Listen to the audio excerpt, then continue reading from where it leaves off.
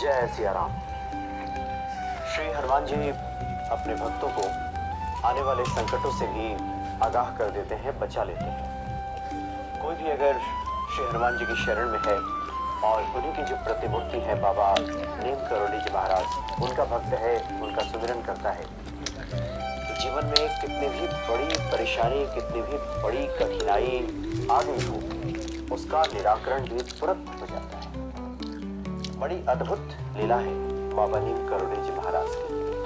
1967 की बात है, 1967। बाबा जी के एक भक्त हुए, उनका नाम है आरपी वैश्य जी। ये आरपी वैश्य जी उत्तर प्रदेश परिवहन निगम के मैनेजर हुआ करते थे लखनऊ में। लखनऊ से उनका जब तबादला दिल्ली हुआ तो उसके बाद बाबा के दर्शन करने के लिए वो कैंची गए। कैंची धाम में बाबा का उन्होंने दर्शन किया, आशीर्वाद लिया और बाबा से कहा कि वो कश्मीर जाने वाले हैं वहाँ घूमने के लिए। तो जब वो चलने लगे वहाँ से, तो बाबा ने एक छाता उनको दिया और कहा कि इसे अपने पास रख लो, ये तुम्हारे काम आएगा। तो वैश्य जी ने कहा कि ये आश्रम का छाता है, यहाँ बहुत से लोगों को काम आएगा, वो दूसरा छाता ले लेंगे। दूसरा छाता उनके पास है, बाबा जी हम खरीद लेंगे कोई दूसरा छाता। लेकिन बाबा ने उन्हें झपटते हुए कहा कि रख लो अपने पास, तुम्हारे काम आएगा। कश्मीर घूमने गए वैश्य जी, वहां से घूम करके जब पुनः लौटे तो उनके मन में इच्छा हुई कि बाबा जी ने जो छाता दिया है, आश्रम का छाता है, वो क्यों अपने पास रखें, बाबा को लौटा देंगे। इस भाव से वो जब दोबारा कैंची गए तो उन्हें देखते ही बाबा ने कहा कि छाता लौटाने आए हो, अपने पास रखो, इससे तुम्हारे ऊपर छत्र छाया बनी रहेगी। बाबा ने जो ये शब्द कहा कि तुम्हारे ऊपर छत्र छाया बनी रहेगी, उस वक्त आरपी वैश्य जी इसका भावार्थ नहीं समझ पाए। क्यों बाबा जी ने ऐसा कहा वो नहीं समझ पाए। लेकिन अपने संस्मरण में लिखते हैं कि कुछ ही दिनों के बाद उनका पुनः तबादला दिल्ली से लखनऊ हो गया और जब लखनऊ पहुंचे तो उनका स्वास्थ्य दिन पर दिन गिरने लगा।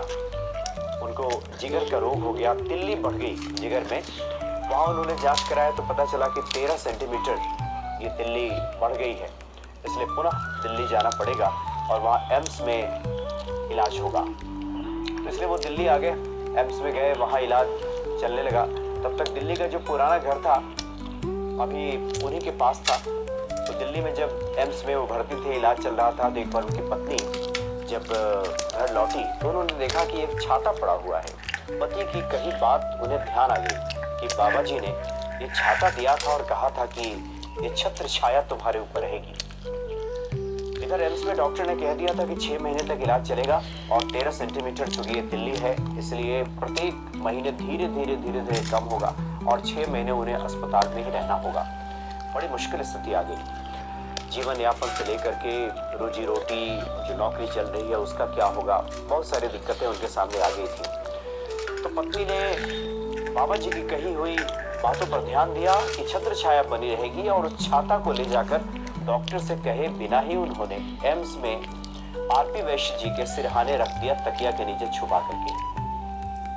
और इसका नतीजा ये हुआ कि जब दवाई जिस दिन खाई थी आरपी वैश्य जी ने, उसके ठीक अगले दिन जब सिरहाने छाता उनके पड़ा हुआ था, बाबा जी का चमत्कार, अगले ही दिन वो खुद को स्वस्थ महसूस करने लगे। उन्हें डॉक्टर से आग्रह किया कि पुनः एक बार तिल्ली की जांच की जाए कि उसका साइज क्या है।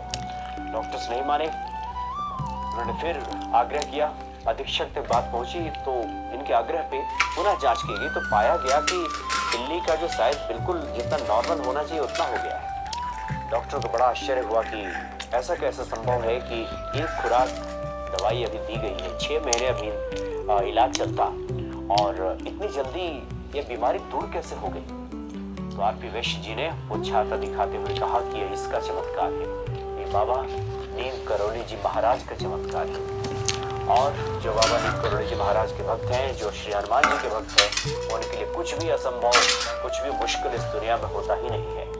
एक बार भरोसे के साथ कोई हनुमान जी को पुकार ले, उनकी तरफ आशा भरी निगाहों से देख भर ले, तो हनुमान जी सकल मनोरथ सिद्ध कर देते हैं। बड़ी अद्भुत महिमा है बाबा नीम करोली जी महाराज की। आज भी वो अपने भक्तों पर वैसे ही अहेतु की कृपा करते हैं। आने वाले संकटों से पहले ही आगाह कर देते हैं, उबार लेते हैं और अपने भक्त पे संकट तो कभी आने ही नहीं देते। लोग तो बेवजह प्रारब्ध को लेकर के परेशान रहते हैं। एक बार हनुमान जी की शरण में जाइए, बाबा नीम करोड़ी महाराज को भजिए, निश्चित ही सभी संकटों का निवारण हो जाएगा। जय सिया राम।